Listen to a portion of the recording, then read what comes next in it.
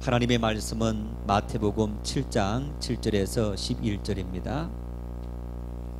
마태복음 7장 7절에서 11절 말씀 우리 한 목소리로 합독하시겠습니다. 구하라 그리하면 너희에게 주실 것이요 찾으라 그리하면 찾아낼 것이요 문을 두드리라 그리하면 너희에게 열릴 것이니 구하는 이마다 받을 것이요 찾는 이는 찾아낼 것이요 두드리는 이에게는 열릴 것이니라. 너희 중에 누가 아들이 떡을 달라 하는데 돌을 주며 생선을 달라 하는데 뱀을 줄 사람이 있겠느냐. 너희가 악한 자라도 좋은 것으로 자식에게 줄 알거든 하물며 하늘에 계신 너희 아버지께서 구하는 자에게 좋은 것으로 주시지 않겠느냐. 아멘. 급하게 먹으면 체합니다. 우리 너무너무 잘 알고 있는 이야기입니다. 급하게 먹으면 체한다. 아무리 배가 고파도 아무리 음식이 맛있어도 천천히 꼭꼭 씹어서 드셔야만 체하지 않습니다. 맛있는 잔치집에 갔다가 너무 맛있어서 허겁지겁 먹게 되면 꼭 탈이 나는 경우들을 볼 수 있습니다. 우리나라 저를 비롯해서 우리나라 사람들은 음식 먹을 때 마치 다른 사람들이 빼앗아 먹기라도 하는 것처럼 아주 이렇게 빨리 먹는 그런 모습을 볼 수 있습니다. 한 번은 집사람하고 음식을 먹는데 당신 좀 제발 천천히 먹으라고. 아주 저희 모친이 천천히 이렇게 드시는데 집사람도 역시 마찬가지로 아주 천천히 먹습니다. 제가 그랬습니다. 맛있는 음식은 천천히 먹는데 맛 없는 음식 배고파서 어쩔 수 없이 먹어야 되면 빨리 해치운다고. 아마 여러분 참 이 건강에 전혀 좋지 않는 그런 모습들인데 대다수 우리나라 사람들은 음식을 굉장히 빨리 먹습니다. 먹는 것뿐만 아니고 우리나라 사람들이 미덕이 있습니다. 미덕이 무조건 빨리 자동차도 빨리 몰아야 되고 그리고 건축 현장의 공사도 무조건 빨리 끝내야 됩니다. 어떤 분이 미국에서 사신 분이 그럽니다. 미국에는 다리를 짓는다면 이 다리 공사가 3년 걸려서 지어야 된다. 그러면 3년 기간을 꼭 채워야 된다는 겁니다. 빨리 하면 그것이 불법이라는 겁니다. 근데 우리나라 사람들은 무조건 빨리 하면 이거 공사가 이렇게 긴 시간 걸리는 공사인데 빨리 했다라고 아주 칭찬하고 격려하면서 하는 그런 모습들, 정말 이것은 우리의 삶에 전혀 도움이 되지 않습니다. 외국 사람들이 우리나라 여행객들이 가면 제일 먼저 배우는 단어가 뭡니까? 빨리. 우리말을 전혀 모르는 사람들도 가서 가이드하는 외국인들이 하는 말이 빨리. 뭐 참 그 정도로 우리나라 사람들은 급하고 또 뭐든지 빨리 해야 되는 그런 모습을 볼 수 있습니다. 여러분, 이런 빨리가 우리나라 경제 성장에 큰 일조를 했지만은 오늘 우리 사회에 수없이 많은 문제를 일으키고 있습니다. 지난주 우리 모두가 다 알고 있지만 인천 송도의 한 어린이집 사건을 보십시오. 4살짜리 어린아이가 김치를 남겼다는 이유로 교사로부터 폭행을 당했습니다. 뺨을 맞고 아이가 한참 이렇게 떨어지지는, 그저 쓰러지는 것이 아니고 날아가다시피 하면서 아이가 떨어지는 그런 모습을 우리가 방송을 통해서 다 보았을 겁니다. 아이에게 음식 남기지 않는 것을 훈육하기 위해서 훈육 차원에서 했다라고 변명을 하고 있지만은 CCTV를 통해서 보았던 많은 분들이 어떻게 그것이 훈육이 될 수 있느냐고. 뿐만 아니라 이미 여러분 학교에서는 몇 년 전부터 학생 인권 조례를 만들면서 무조건 사랑의 매라도 아이들에게는 매를 대지 말라고 이야기하고 있습니다. 그런데 4살짜리 어린아이 어린이집에서 그런 일이 벌어졌습니다. 이 사건 이후에 여기저기에서 많은 제보들이 쇄도하고 있다고 합니다.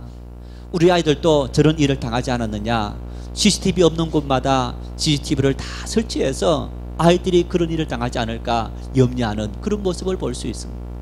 어떤 학부모들은 피켓을 들고 시위하면서 어쩌면 대책을 세우라고 이야기하는 그런 모습을 볼 수 있습니다. 여러분, 이 모든 것 역시 빨리의 부작용 중에 하나인 겁니다. 어느 날부터 우리 사회가 선별복지냐 보편복지냐 하면서, 여러분 참 우리는 공짜면 뭐 양재물도 먹는다는 것처럼 공짜로 주는데 거절할 사람이 어디 있습니까? 돈이 많아도 공짜면 안 받는, 어떤 나는 돈이 있으니까 안 받는다 이거 아니라 공짜니까 다 받아야지. 흉보면요, 지난번 교회 강남에 있는 교회 아닙니까? 부자 교회 아닙니까? 절기가 되면 교회에서 3,000원짜리 떡을 이렇게 성도들에게 절기 때 나눠주는데, 성도들이 2,500명이다 3,000개를 준비합니다. 그러면요 한참 나눠주다 보면 우리 집사님들이, 목사님 떡이 부족합니다 이러는 거예요. 한 사람이 한 개씩 꼭 받아가십시오. 광고를 수없이 함에도 불구하고 500개 넉넉하게 했는데도 500개 모자라는 게 아니고 한참 모자랍니다. 나중에는 사람들이 받지 못하는 그런 일이 일어나는 거예요. 3,000원짜리 떡 때문에 한 개씩만 꼭 받아가십시오라고 하는데 꼭 두세 개씩 받아가는 그런 사람들이 있는 것을 볼 수 있어요. 그게 우리나라 사람들의 어떤 삶의 모습인 거예요.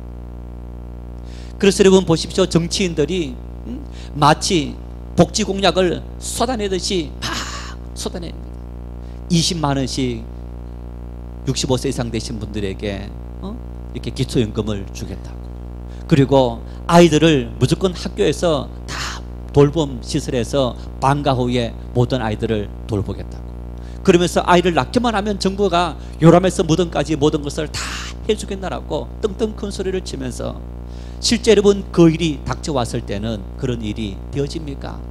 보십시오. 매년 연말 연초가 되면 정치인들이 돈이 부족하다, 뭐 해다 하겠다 못하겠다 이런 일들이 남발하는 그런 모습을 보면서 얼마나 우리의 마음의 신기가 불편합니까? 누리과정 3세에서 이 5세 아이들에게 무료로 아이들을 어린이집에서 돌본다, 그 정책을 쓰게 되면서 어떤 일이 일어났습니까? 어린이집에 아이들을 보내는 부모들로 빗발칩니다. 여기저기 우후죽순으로 어린이집이 만들어졌습니다. 당연히 여러분 어린이집 돌볼 교사가 필요합니다. 정말 교사의 심성이라든가 인성을 검토하지 못하고 누구든지 무조건 교사가 부족해서 채용하기만 하는 이런 일이 생기다 보니까 오늘 우리 사회에 이런 부작용이 생긴 것, 바로 빨리빨리의 피해 중에 하나인 것을 볼 수 있습니다. 유럽에서 요람에서 무덤까지라는 그 복지 정책은요, 그저 10년, 20년, 50년 세월 걸린 게 아니라 몇백 년의 세월이 걸려오면서 서서히 정착되어진 그 결과인 거예요. 그런데 우리 사회는 지금 잘 산 지 얼마나 되었다고 한꺼번에 모든 것을 다 정부가 공짜로 다 주겠노라고. 우리 모두 그것이 정말 이루어질 수 없다는 사실을 알면서도 나만 덕을 보고 나만 뭔가를 보면 된다라는 어떤 그 마음 때문에 여러분 우리 사회가 병들어지고, 그리고 수없이 많은 문제들이 생기는 것을 볼 수 있습니다. 한참 전에 이런 설교를 한번 한 적이 있습니다만은, 로또 복권에 당첨되어서 수십억에서 수백억을 이렇게 하루아침에 벌어들인 돈을 이제 이렇게 그 부자가 된 그런 사람들을 10년 후에 추적해 보았더니 어떤 삶을 사느냐, 거지처럼 살더라는 거예요. 그 돈을 받기 이전에, 그 돈을 생기기 이전에는 열심히 땀 흘려 일하면서 부부가 행복하게 살았는데, 그 돈 때문에 이혼하고 도리어 있던 돈까지 다 날리면서 직장 날리게 되고 거지처럼 살아가더라는 거예요. 빨리빨리의 부작용 중에 하나인 거예요. 여러분, 이런 빨리빨리의 부작용은 우리의 신앙에도 그대로 분명하게 나타나고 있습니다. 자, 여러분, 우리가 하나님을 믿습니다. 하나님 믿게 됐는데 믿는 사람의 가장 큰 축복 뭡니까? 나는 하나님 믿게 되어서 이것이 내 인생의 너무너무 기쁨이고 하나님은 나에게 이런 축복을 주셨다. 축복이 뭘까요? 하나님 앞에 기도할 수 있는 것. 무엇이든지 하나님 앞에 기도하고 구하라고 말씀하고 있습니다. 너희들이 무엇을 구하든지 내가 너희들의 기도를 들어 응답해 주신다고 하나님은 약속하고 계십니다. 믿습니까? 믿습니까? 그런데 기도하십니까? 여러분, 내가 무엇이든지 하나님 앞에 기도하면 하나님은 들어주신다고 말씀하셨는데 여러분 기도하십니까? 안 하십니까? 답변 안 하시는 거 보니까 그게 답변이죠.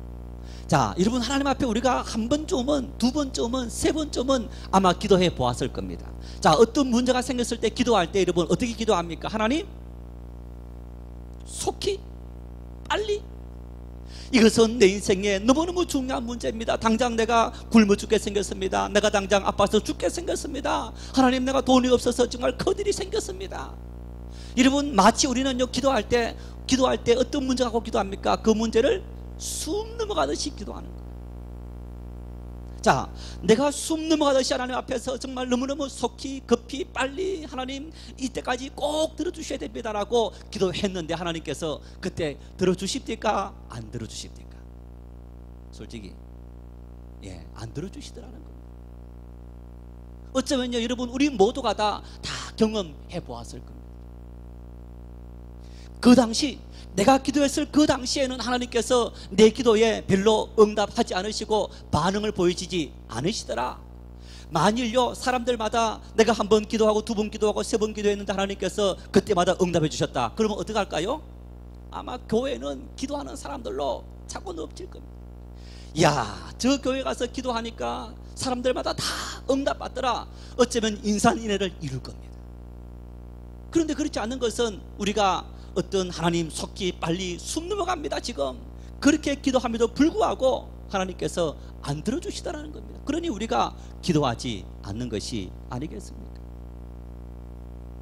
여러분, 그런데 이것도 빨리빨리의 부작용입니다. 이것도 빨리빨리의 부작용인 건가요?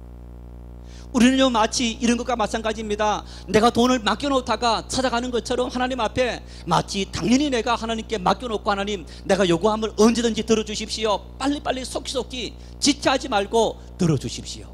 그렇게 요구하는 그런 삶을 살아가는 어리석은 믿음의 삶의 모습 중에 하나입니다. 그것이 안 되니까 더 이상 기도하지 않고 하나님 앞에 기대하지조차도 하지 않는 그런 모습. 여러분, 기도하지 않는 성도들의 신앙은 어떤 신앙이냐? 윤리적인 신앙이요 도덕적인 신앙으로 전락되어져 버리고 마는 겁니다. 믿음이 있는 사람과 믿음이 없는 사람의 차이가 뭔지 아십니까? 믿음이 있는 사람은, 하나님의 은혜를 경험한 사람은 하나님께 기도하고 기다릴 줄 아는 사람. 믿음이 없는 사람은 기다리지 않습니다. 결국은 기도조차 하지 않는 것. 우리 한번 시편 34편 1절 4절 말씀을 같이 읽겠습니다. 내가 여호와께 간구하며 내게 응답하시고 내 모든 두려움에서 나를 건지셨도다. 내가 여호와께 기도하며 나에게 응답하시고 내 모든 두려움에서 나를 건지셨도다.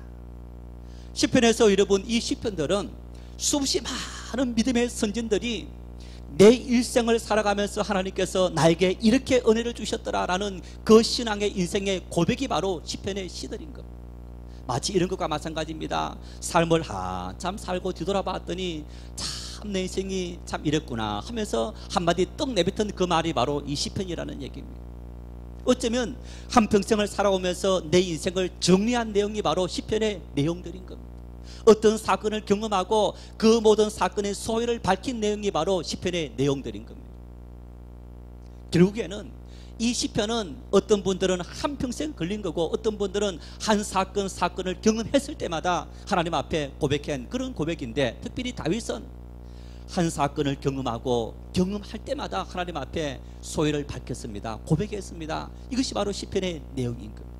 그런데 대표적으로 읽은 이 34편 4절 말씀, 내가 여호와께 간구하며, 내가 하나님 앞에 기도하며 하나님께서 나에게 응답하시고 내 모든 두려움에서 나를 건지셨도다. 할렐루야. 우리가 기도하실 때 하나님께서 우리의 모든 기도를 들으시고 우리 인생의 모든 좌절과 절망과 두려움에서 건지시는 주님을 확실히 믿을 수 있기를 바랍니다. 여러분, 인간들만 기도한 것이 아닙니다. 히브리서 5장 7절 말씀입니다. 같이 읽겠습니다. 그는 육체에 계실 때에 자기를 죽음에서 능히 구원하실 이에게 심한 통곡과 눈물로 간구와 소원을 올렸고 그의 경건하심으로 말미암아 들으심을 얻었느니라. 여러분, 지금 그는 육체에 계실 때에 누굴 말하는 겁니까? 예수 그리스도를 말씀합니다. 예수님께서 우리 인간처럼 똑같은 육체를 입고 있을 때에 심한 통곡과 눈물로 간구와 소원을 올렸고 하나님 앞에 기도했다는 겁니다. 하나님 앞에 기도했을 때 하나님께서 그 기도를 들으시고 때를 따라 예수님과 동행하시며 그 모든 기도에 응답해 주셨더라. 여러분, 예수님께서 3년 동안 공생의 삶을 사시면서 제자들에게 가장 많이 보여준 것, 그것이 뭡니까? 첫 번째는 전도하는 일이에요. 두 번째는 기도하는 일이에요. 예수님께서 3년 동안 제자들과 함께 하면서 그들에게 보여준 것이 바로 끊임없이 복음을 전하는 일과 하나님 앞에 기도하는 그 모습을 보여주신 것.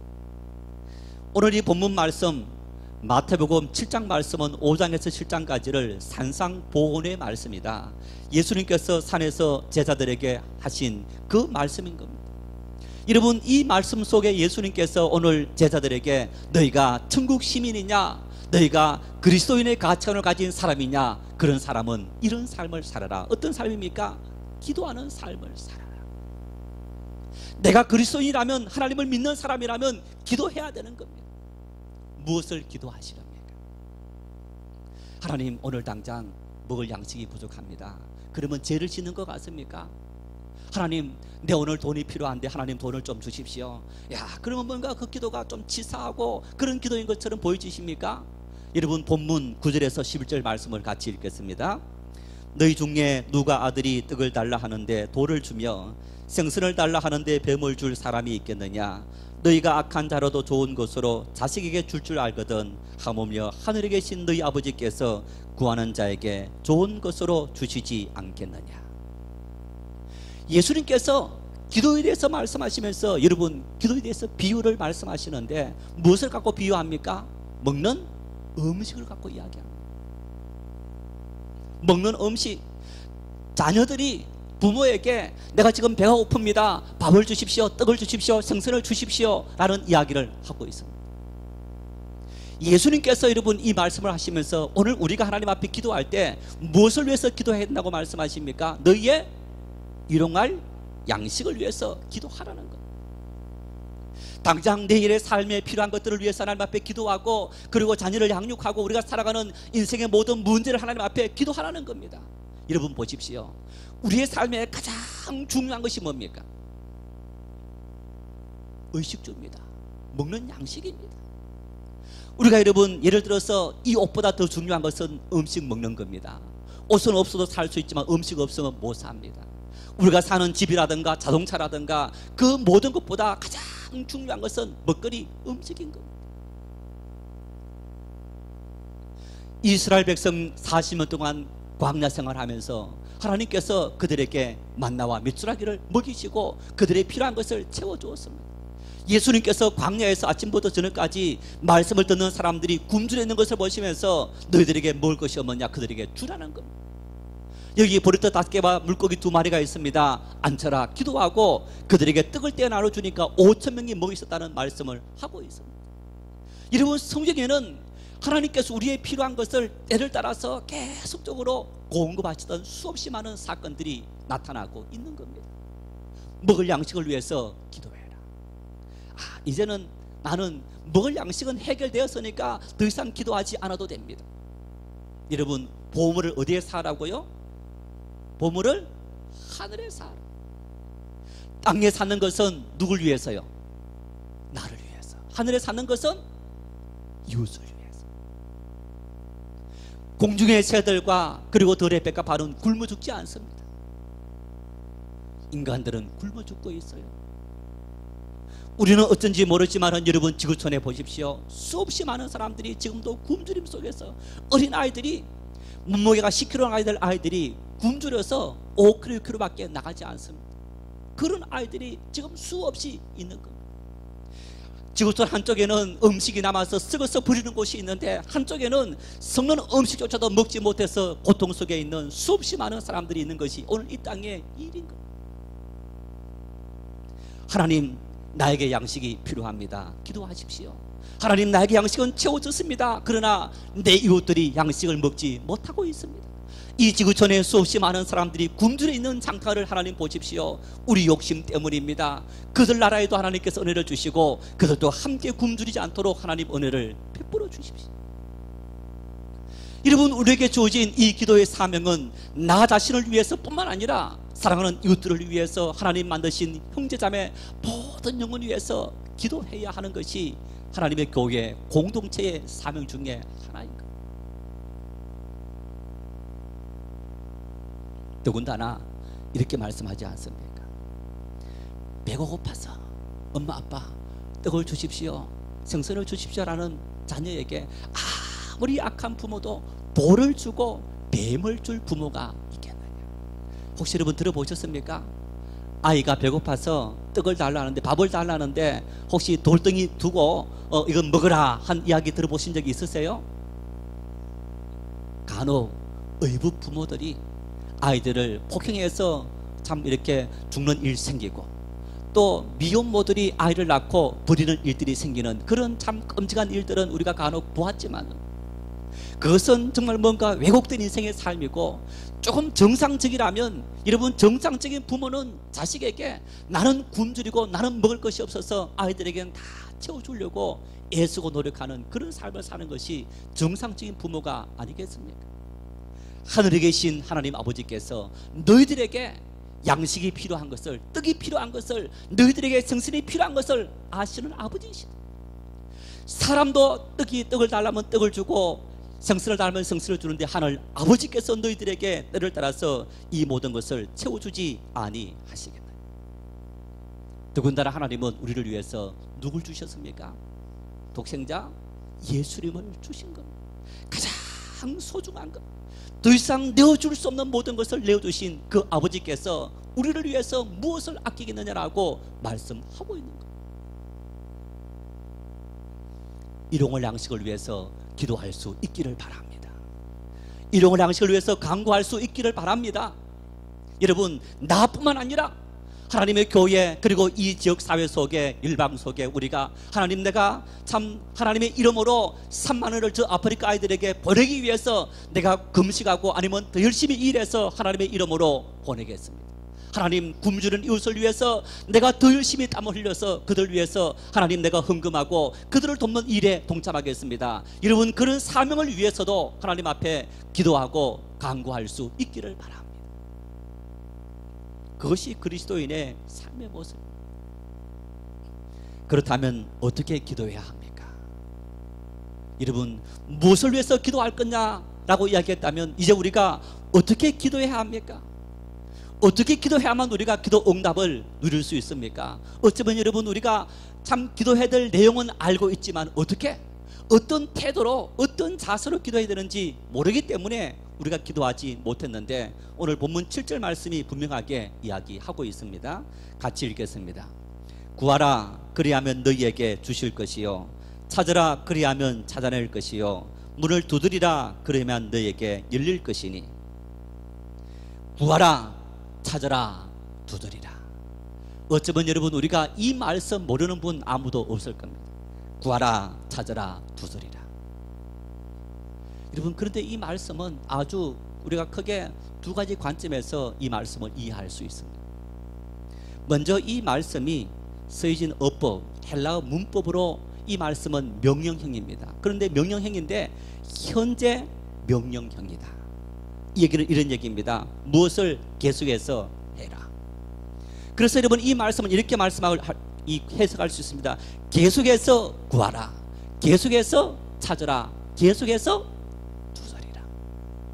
한 번 구하고 한 번 찾고 한 번 두드리고 그치라 하는 것이 아니고, 언제까지? 이루어질 때까지 끊임없이 계속적으로 구하고 계속적으로 찾고 계속적으로 두드리라.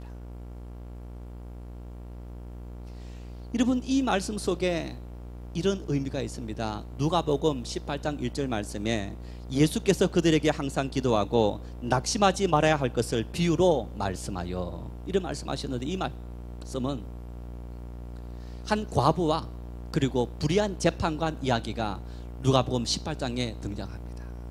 한 과부가 억울한 일을 당했습니다. 자기가 보았을 때 너무너무 억울한 일입니다. 그런데 이 불의한 재판장은 그 과부가 뇌물이라도 좀 줬으면 과부에게 맞도록 줄 텐데 아무것도 주지 않고 하라 이러니까 이 불의한 사람이 그냥 자기 마음대로 판결을 내린 겁니다. 그러니까 과부가 너무너무 억울한 겁니다. 여러분, 돈도 없고 능력 없고 할 일이 뭡니까? 피켓 들고 시위 벌입니다. 어디 가서 시위합니까?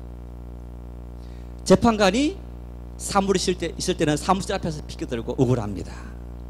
집에 가면 집 앞에서 피켓 들고 억울합니다. 가는 곳곳마다 따라다니는 거예요. 여러분, 이 재판장이 어떤 마음이 생길까요? 그렇다고 어떤 경호원을 세워서 쫓아내라 할 수도 없고 저기 멀리서 멀찍이 따라가면서 계속적으로 피켓 들고 있는 거예요. 어떡합니까? 죄송합니다. 쪽팔려서라도, 귀찮아서라도, 자기 얼굴에 먹칠하는 거 싫어서, 그래서라도 이 불의한 재판관이 그 과부의 어떤 이 송사를 들어줬다는 거예요. 불의한 재판장도 그렇게 하거든. 하물며 하늘에 계신 너희 아버지께서, 공의로우신 아버지께서, 사랑이 많으신 아버지께서 당신의 사랑하는 자녀들이 부르짖는 그 기도를 계속해서 구하고 계속해서 찾고 두드리는 그 기도를 들어주지 아니하시겠느냐. 오늘 이 말씀 속에는 아주 중요한 말씀이 있습니다. 어떤 자세냐? 기도는 성실하게 꾸준하게 끝까지 기도해라. 한 번, 두 번 기도해서 기도를 멈추는 것이 아니고 여러분, 끝까지 하나님께서 우리의 삶에 응답하시고 뭔가 내 마음속에 평화가 이루어질 그때까지 하나님 앞에 끝까지 기도하는 그런 기도의 자세를 우리에게 분명하게 보여주고 있는 것.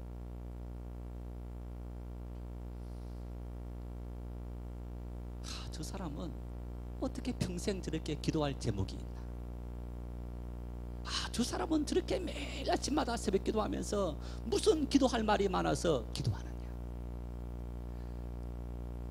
고3 자녀를 둔 부모들은요, 아이들이 고3 되면 대다수가 믿음의 사람들은 결단합니다. 내가 아이와 함께 이 안에 동참해야 되겠다. 그래서 예를 들어 아침을 금식한다든가 새벽 기도를 매일 나온다든가, 그리고 아이가 시험을 딱 치고 대학 들어갔습니다. 그리고 그러면 이 부모가 계속 기도합니까? 기도를 멈춥니까? 대다수가 기도를 멈춥니다. 여러분, 그런데 보세요. 자녀 키우면서 대학이 인생의 전부입니까? 좋은 대학 들어가면 인생이 잘 풀립니까? 아닙니다. 대학보다 더 중요한 것이 직장 들어가는 일이고, 대학 들어가기보다 더 어려운 것이 직장 들어가는 일이고, 그것보다 더 힘든 일이 좋은 배필 만나서 결혼하는 거, 그리고 아이를 키우며 살아가는 인생, 그 삶들이 여러분 얼마나 많은 우여곡절이 많이 있습니다. 아이가 결혼하기 전에는 혼자의 문제였는데 결혼하면 그 배필까지 둘의 문제고, 아이를 낳으면 3명, 4명의 문제가 부모에게 더 많이 다가오는 거예요. 여러분, 아이들의 인생을 위해서 부모가 어떻게 해야 됩니까? 그 평생을 내가 사는 날 동안에 그 아이의 모든 삶을 위해서 끝까지 하나님께서 그 모든 삶의 은혜를 주시고 때를 따라 그의 모든 삶을 축복해 달라고 기도하는 그 기도의 사명이 우리에게 주어진 일이 아니고 무엇이겠습니까?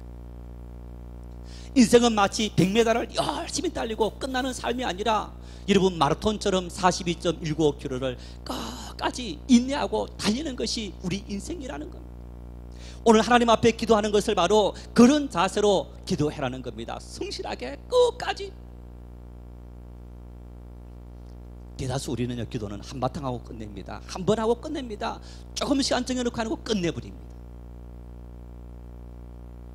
하나님 앞에 끝까지 기도할 수 있기를 바랍니다. 모든 것을 다 내려놓고 하나님께서는 그 순간까지 우리에게 주어진 이 기도의 사명을 감당할 수 있기를 바랍니다. 동시에 이 말씀은 우리가 어떤 태도로 기도를 해야 되는지 말씀하고 있습니다. 먼저 구한다.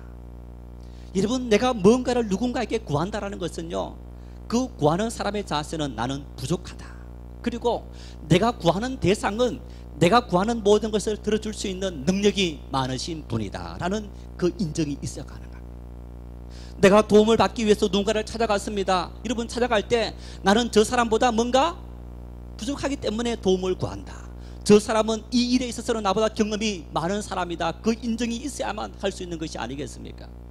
구한다는 것은 바로 그런 마음인 겁니다. 하나님, 나는 부족합니다.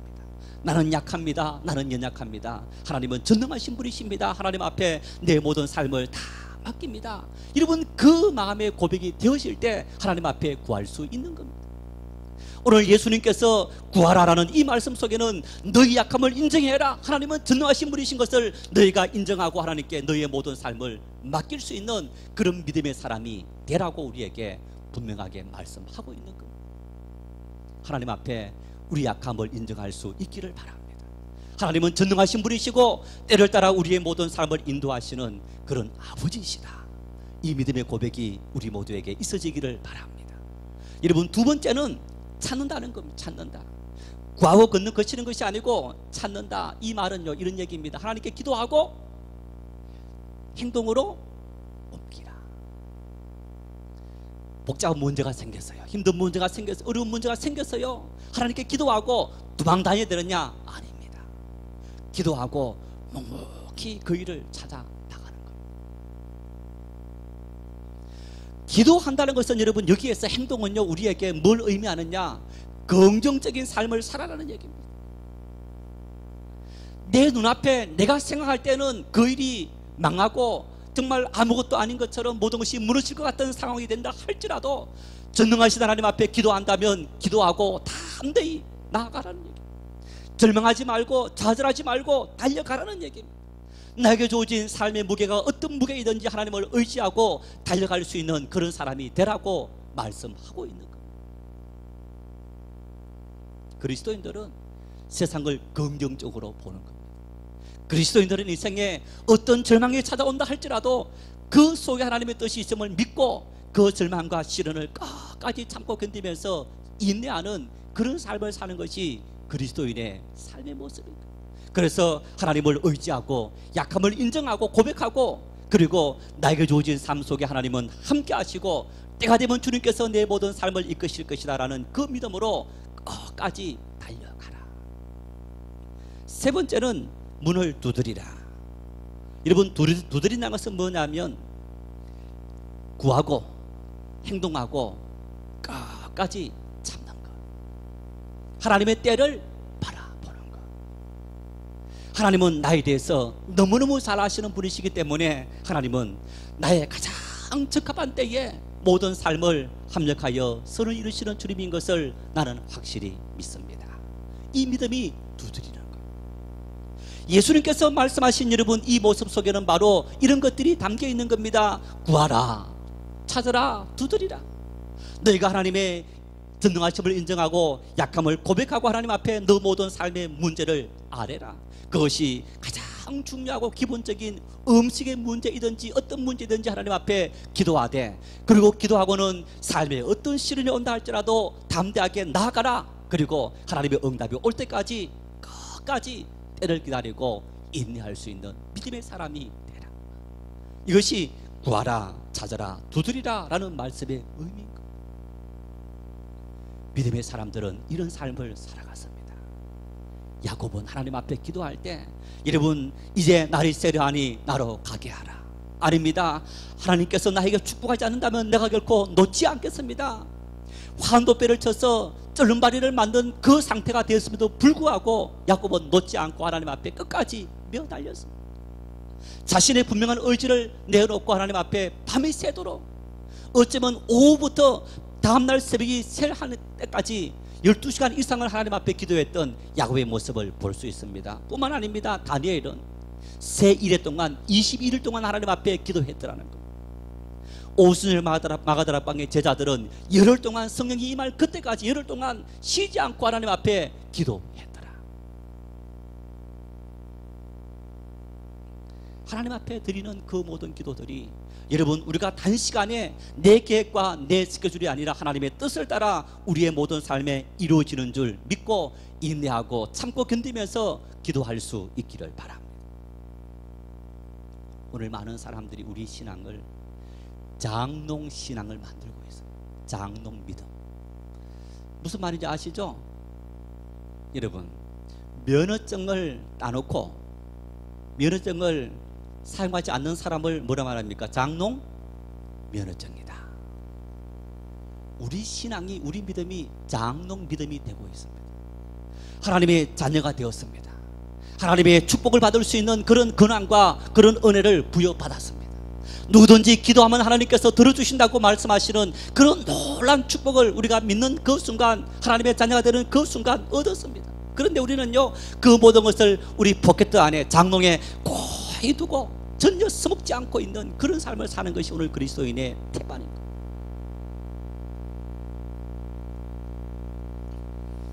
마태복음 7장 8절입니다. 같이 읽겠습니다. 구하는 이마다 받을 것이요, 찾는 이는 찾아낼 것이요, 문을 두드리는 이에게는 열릴 것이니라. 여러분, 이 말씀 속에 구하는 이마다, 찾는 이마다, 두드리는 이마다, 개인적인 것을 말하고 있어요. 누구든지 하나님의 이름으로 구하고 하나님 앞에 구하고 찾고 두드리는 사람은 누구든지 그 개인은 하나님 앞에 응답받는 삶을 살리라. 장롱신앙이 아니라 하나님 주시는 이 놀라운 축복을 우리가 우리의 삶 속에 매일 실천하고 실현하고 이루며 사는 그런 믿음의 사람이 되어야 되지 않겠습니까? 은혜 받길 원하십니까? 인생의 참된 축복을 누리며 살길 원하십니까? 우리의 삶에 시온의 대로 일려지는 그런 은혜의 삶을 살길 원하십니까? 하나님 앞에 기도할 수 있기를 바랍니다. 야곱처럼, 사무엘처럼, 다니엘처럼, 그리고 오순절 초대교회 마가다락방처럼, 예루살렘 교회들처럼, 바울 사도처럼 쉬지 말고 기도해서 하나님 앞에 응답받는 그런 믿음의 축복이 우리의 모든 삶 속에 넘칠 수 있기를 축원합니다.